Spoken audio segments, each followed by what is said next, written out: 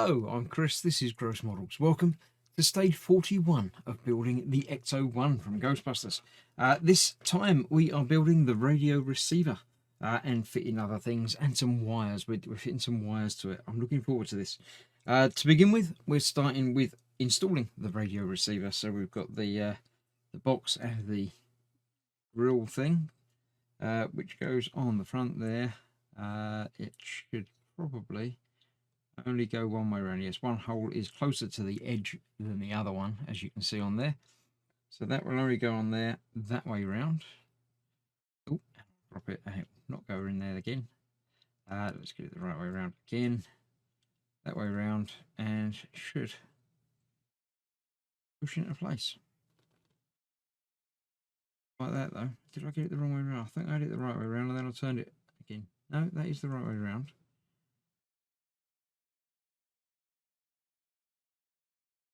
Feels like it should, and it isn't.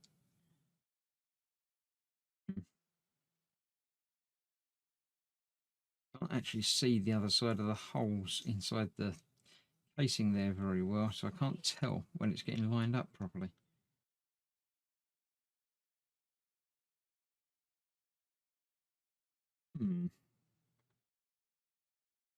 Right, the other way around, just in case I'm misleading myself.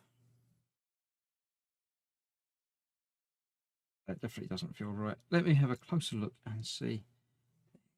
Oh, I'm trying to push it in at an angle and it's actually got to go in straight.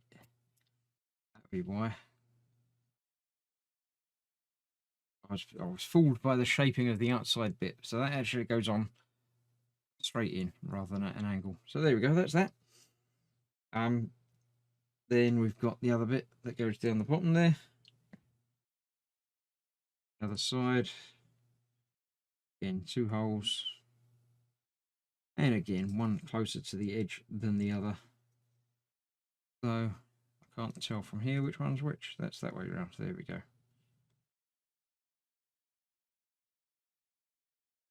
Right, that probably could have been moulded in as one piece, but we'll take it. Right, I need some JP screws, not IP, not AP, not KP, but JP. I need two of those. Back in the packet. And that is being fitted to the top of this dashboard. Let's get it the right way round, and there like that.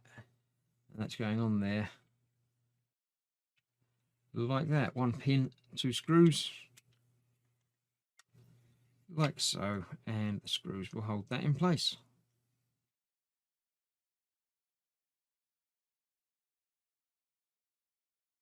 There, by the looks of it, feels like that's going into a screw hole. Make sure the other one does the same.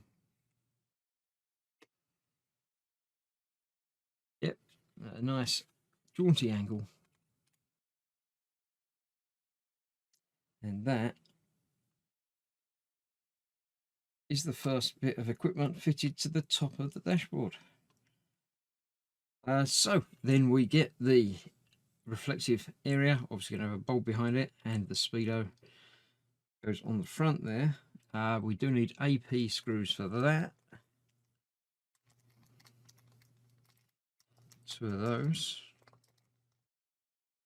Go. And that is fitting from behind, obviously, into there. Like that, and you'll be able to see it through the front. It looks, I like the classic sort of the styling of it. Like it. Get that in there. Oh, that's engaging. Another one on the other side. Obviously, room at the back there for the bulbs. Probably the bulbs that we've got ready for next time.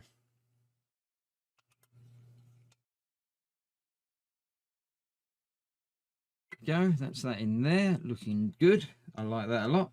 Next up is the radio, which we're fitting to this internal system. EP screws to hold that in place. Get that the right way up. It's always useful. EP, Get there yet? EP, there we go. Get a couple of those out. 2 screws seems like overkill for that little piece to go onto there, but you know, here we go. We go in the back there. Come on, you know you want to. Never had so much trouble. One. And the second one. There.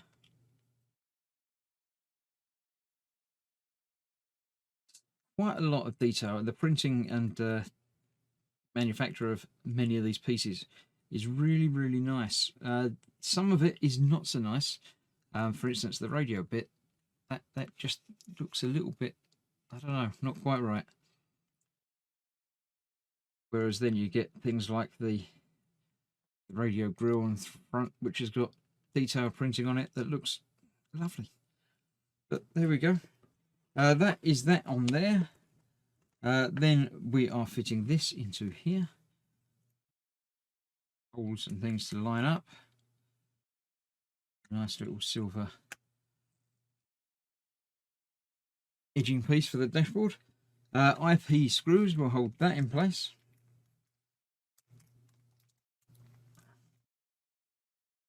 Go with that. Again, these go where are we, through the 2 big bits in the middle.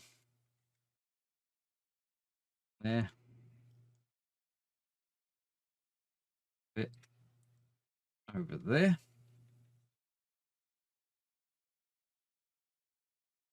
Right, now comes the tricky bit with lots of words. So let me read those. Begin by pushing the main light switch cover, 41E.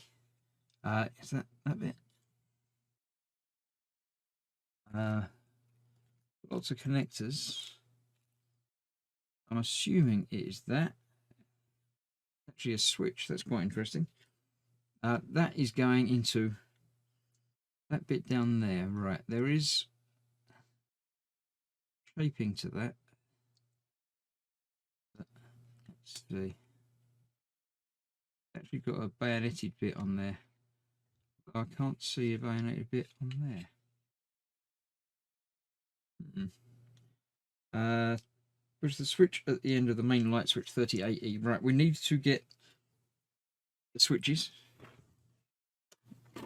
which are part of the pack that we got before. Now these quite conveniently are labelled. So we've got E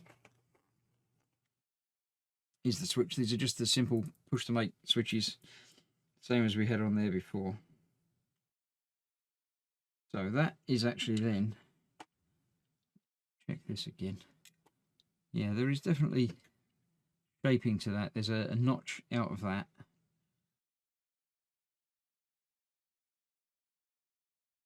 Notch in there. Not entirely certain how that is going in there.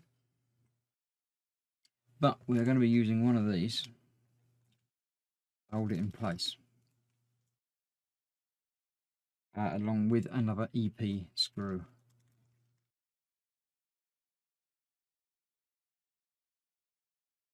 That's going to go through there and through there. And that will be going... Oh, right, there's the pin and 2 holes there. Obviously one for the pin, one for the screw.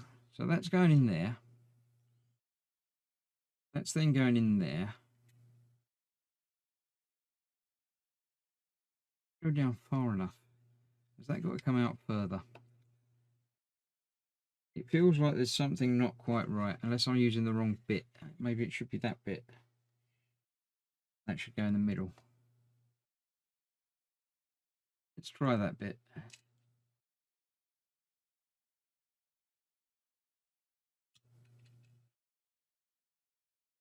that any further in and down? I think it might be. Yeah, and that comes out a little bit further there. Which, yes, it looks like it should do according to the finished picture. So that's what we got there. So this has to go in there. I'm going to... Yeah, this is going to be the bit that's going to be fun. So I've got the switch, so the wires are coming off to the side. So I'm going to put this across the internal piece. That will be across there. And it's not going in far enough. I'm not entirely certain about that. Let me have a look and come back and see what I can see. Okay, I've had a play around with this switch because I couldn't get this one to work, but I think I know a technique now. What I've done, I've got the button in there. I'm actually going to ignore the switch for now and put the cover that holds the switch in place, he says, like it should be easy. So the pin is located where it should be. Screw then goes through the other hole.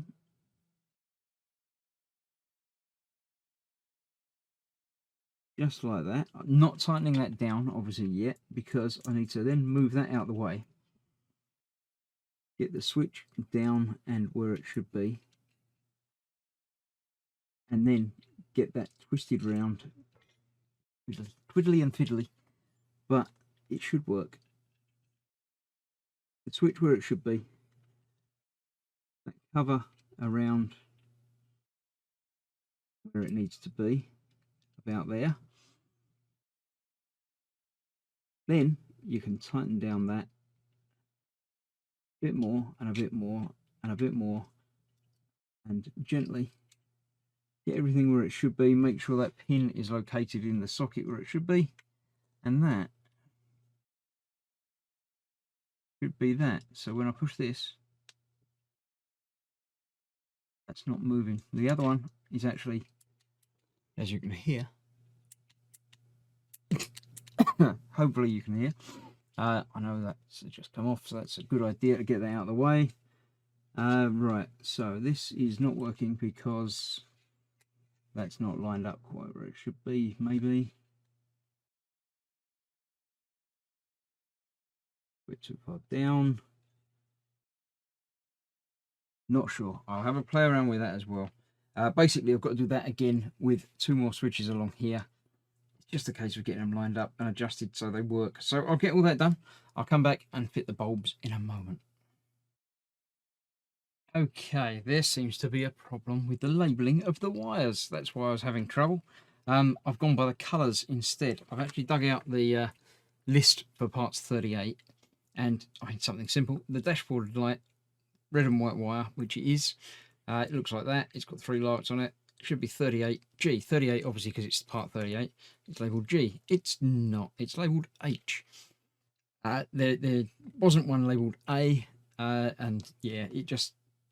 B is that one, which should be E.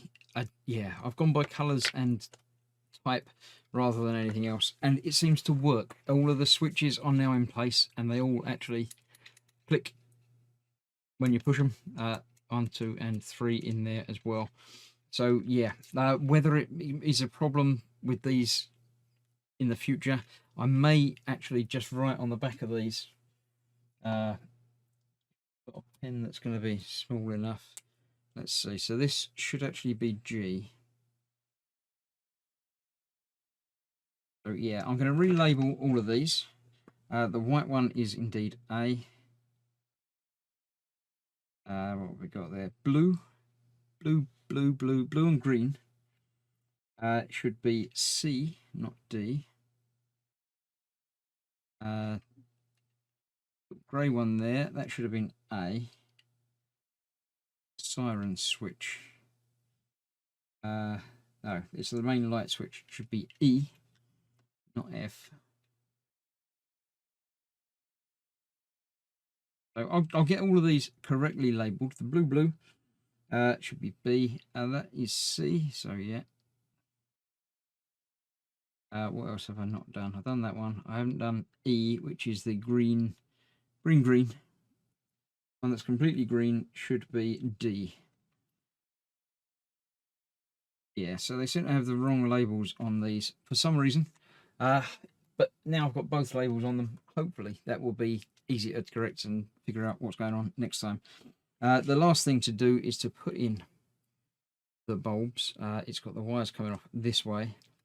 They literally just pop into the holes there. Obviously then when they light up, it will be illuminated through the dash there.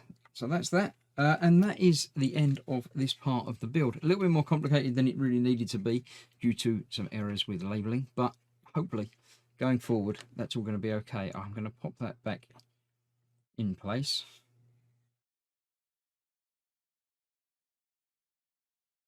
There, so you can still get to that at the moment without, you know, how are you going to be able to get to these buttons when it's enclosed in a car? I'm not entirely certain, but we'll figure it out, and I'm sure they know what they're doing. Maybe, yeah, we'll get there. So that was all of the wires used. I can get rid of the packaging from that and tidy up. So that's that. I shall see you very shortly for the next part, where we're going to be joining the two dashboards together. So yeah, that's going to be quite interesting. So see you soon. Thanks for watching. Bye bye for now.